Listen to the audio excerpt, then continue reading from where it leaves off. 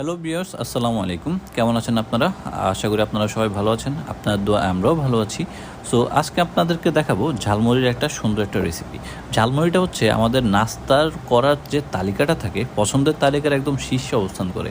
ঝালমুড়িটা আমাদের সেই শৈশবের স্কুল থেকে ফেরার পথের যে একটা ছোট নাস্তা, সেটা থেকে শুরু করে এখনও আমরা আছি যারা হচ্ছে বিকেলে বা সন্ধ্যায় একটু হালকা নাস্তা করার জন্য রাস্তায় গিয়ে ঝালমুড়িওয়ালা মামার থেকে সিরিয়াল ধরে ঝালমুড়ি খাই। এখন কিন্তু সমস্যা হচ্ছে রাস্তাঘাটে প্রচুর ধুলাবালি।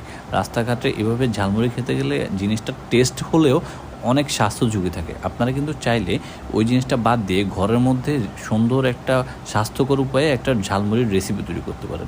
রেসিপিটা বলতে শুরুতেই দেখলেন আমরা একটা মশলা প্রসেস করছি। এই মশলাটাই হচ্ছে মূলত হচ্ছে ঝালমুড়ির রেসিপি।